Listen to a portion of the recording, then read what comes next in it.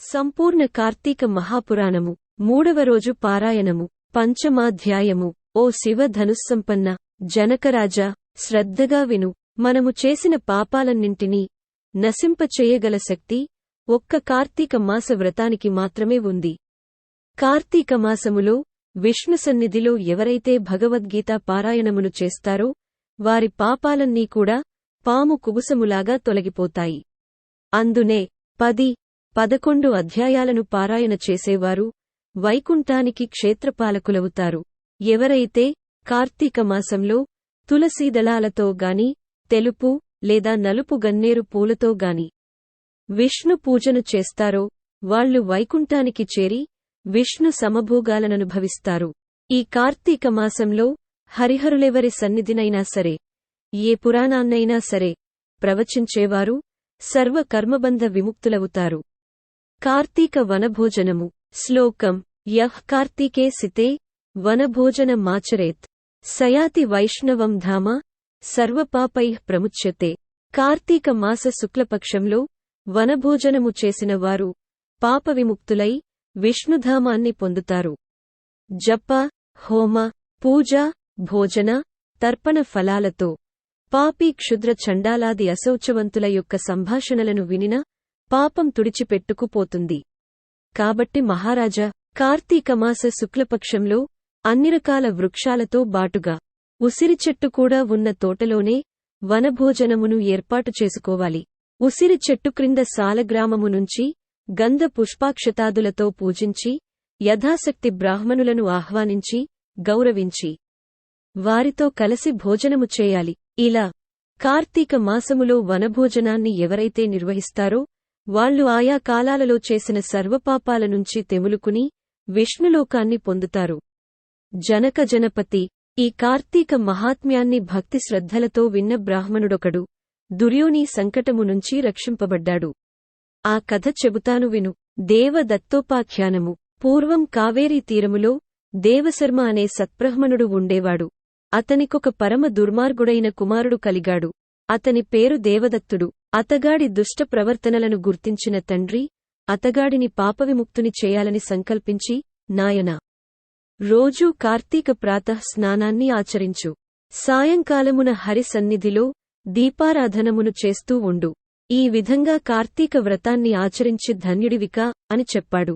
కాని దుర్వర్తనుడైన ఆ బ్రాహ్మణపుత్రుడు తాను అటువంటి కట్టుకథలను నమ్మనని, కార్తీక వ్రతాన్ని ఆచరించనని తండ్రికి ఎదురు తిరిగాడు. అందుకు కోపించిన దేవశర్మ తన కుమారుడిని అడవిలోన చెట్టు తొర్రలో ఎలుకవై పడి ఉండు అని శపించాడు.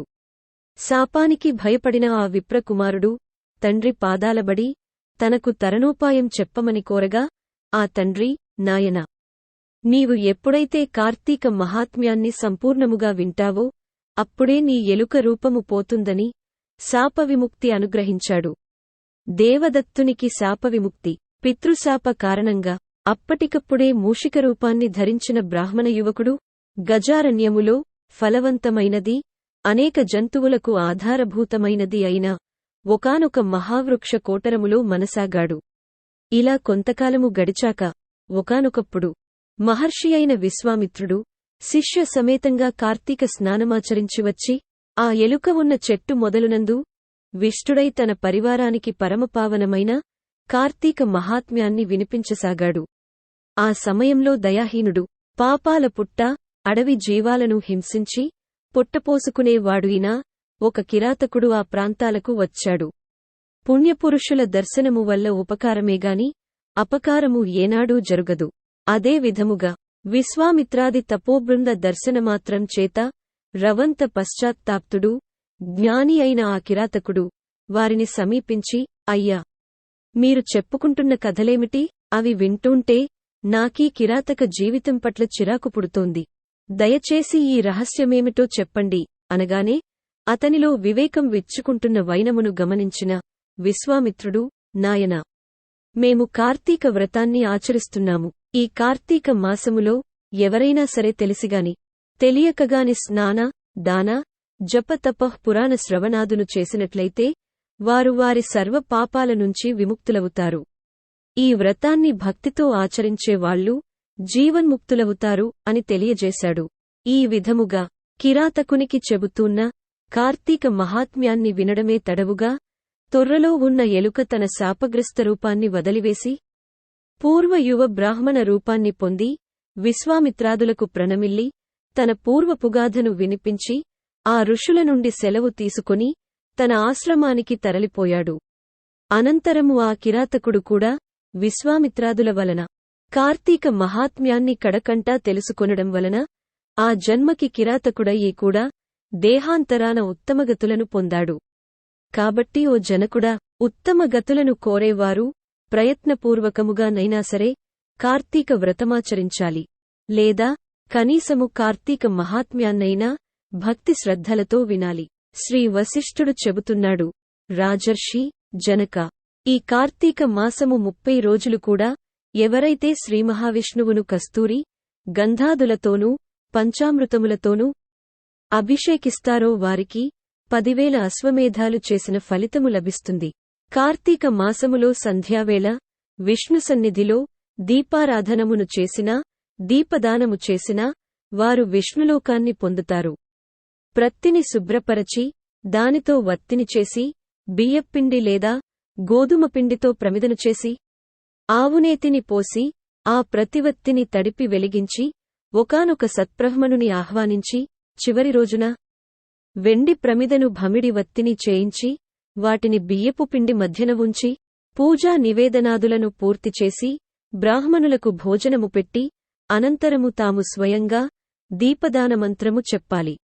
దీపదానమంత్రము: సర్వజ్ఞానప్రదం దీపం సర్వసంపత్శుభావహం దీపదానం ప్రదాస్యామి కశాంతిరస్తు సదా మమ. జ్ఞానమును సంపదలను శుభములను కలిగించే దైవ దీపదానాన్ని చేస్తున్నాను. దీనివలన నాకు నిరంతరము శాంతి సుఖములు ఏర్పడుగాక అని చెప్పుకుంటూ పిండితో సహా ఆ దీపాన్ని బ్రాహ్మణునికి దానం చేయాలి. అలా చేసినవారు అక్షయమైన పుణ్యాన్ని పొందుతారు. ఈ దీపదానము వలన విద్య, జ్ఞాన, ఆయుర్వృద్ధి, అనంతరము స్వర్గభోగాలు కలుగుతాయి. మనోవాక్కాయ కృత పాపాలన్నీ సమసిపోతాయి. నిదర్శనార్థమై ఒక కథను వినిపిస్తాను విను. లుబ్ధ వితంతువు మోక్షమందుట. పూర్వం ద్రావిడ దేశములో ఒక అనాథ వితంతు ఉండేది. ఆమె రోజూ భిక్షాటనమును చేసి వచ్చిన దానిలో మంచి అన్నమును కూరలని విక్రయించి తాను దూషితాన్నముతో తృప్తిపడుతూ డబ్బును వెనకేయసాగింది. ఇతరుల ఇండ్లలో వంట పనులు, కుట్టుపనులు మొదలైనవి చేస్తూ ప్రతిఫలముగా వారి వద్ద కొంత ద్రవ్యాన్ని తీసుకుంటూ ఉండేది. అదిగాక ద్రవ్యభిక్షాటన కూడా చేసేది. ఇలా నిత్య ధనార్జనాలగ్నమానసయైన ఆ వితంతువు డబ్బు సంపాదించడమే తప్ప ఏనాడూ హరినామస్మరణ చేయడం గాని, హరికథను పురాణాన్నో వినడంగాని, పుణ్యతీర్థ సేవనమునుగాని, ఏకాదశి ఉపవాసమునుగాని చేసి ఎరుగదు. ఇటువంటి లుబ్ధరాలింటికి దైవవశాన శ్రీరంగయాత్రీకుడైన ఒక బ్రాహ్మణుడు వచ్చి ఆమె స్థితిని చూసి ఆమెకు నరకము తప్పదని గుర్తించి జాలిపడి ఆమెను మంచి దారిలో పెట్టదలచి, ఓ అమాయకురాలా, నేను చెప్పేది శ్రద్ధగా విని ఆలోచించుకో. ఈ తోలు, శరీరము వట్టి అశాశ్వతమని తెలుసుకో. నేల, నీరు, నిప్పు, నింగి, గాలి అనే పంచభూతాత్మకమైనదే ఈ శరీరము. ఈ దేహము నశించగానే ఆ పంచభూతములు కూడా ఇంటి కప్పుమీద కురిసి నలుదిక్కులకు చెదరిపోయే వాననీళ్లలా చెదరిపోతాయి. నీటిమీద నురుగులాటి నీ తనువు నిత్యము కాదు. ఇది శాశ్వతమని నమ్ముకున్నట్లయితే ఆశల అగ్నిలో పడే మిడతవలే మసి కావడమే తప్ప మేలనేది లేదు. మోహాన్ని, భ్రమలను వదిలిపెట్టు. దైవమొక్కడే శాశ్వతుడని, సర్వభూతదయకారుడని గుర్తించు. నిరతమూ హరిచరణాలనే స్మరించు. కామమంటే కోరిక, కోపమంటే దురాగ్రహం, భయమంటే ఆత్మానాత్మీయ భంగత, లోభమంటే ధనవ్యయ చింత, మోహమంటే మమతాహంకారాలు. ఇటువంటి ఈ ఆరింటినీ వదిలిపెట్టు. నా మాట విని ఇక నుంచైనా కార్తీక మాసములో ప్రాతఃస్నానాన్ని ఆచరించు. విష్ణుప్రీతికై భగవదర్పణంగా దీపదానము చేయి. తద్వారా అనేక పాపాల నుంచి రక్షించబడతావు అని హితవు చెప్పి తన దారిన తాను వెళ్ళిపోయాడు. అతగాడి వచోమహిమ వలన ఆమెకు జ్ఞానోదయమైంది. తను చేసిన పాపాలకై చింతించినది. తాను కూడా కార్తీక వ్రతాన్ని చేయాలని సంకల్పించినది. అందుచేత ఆ సంవత్సరములో వచ్చిన కార్తీక మాసానే వ్రతాచరణమును ప్రారంభించినది. సూర్యోదయ వేళకల్లా చన్నీళ్ల స్నానమును, హరిపూజ, దీపదానము, పిదప పురాణ శ్రవణము, ఈ విధముగా కార్తీక మాసము నెల రోజులు ఆచరించి చివరి రోజున చక్కగా బ్రాహ్మణ సమారాధన కూడా చేసినది. తక్షణమే ఆమె బంధాలు నశించిపోయినదై విగతాసువై విమానారూఢురాలై శాశ్వత స్వర్గభోగ సౌఖ్యాలను పొందినది. కాబట్టి రాజా, కార్తీక మాసములో అన్నిటికంటే ప్రధానమైనది దీపదానము. తెలిసిగాని తెలియకగాని ఎవరైతే దీపదానము చేస్తున్నారో వారు తమ పాపాలను నశింపచేసుకున్న వారే అవుతున్నారు. దీనిని వినినా చదివినా జన్మ సంసార బంధ విముక్తులై విష్ణుభక్తి పరాయణులవుతారు. ఏవం శ్రీ స్కాంద పురాణాంతర్గత కార్తీక మహాత్మ్యే షష్ఠాధ్యాయ సమాప్తః. 3వ రోజు పారాయణము సమాప్తము.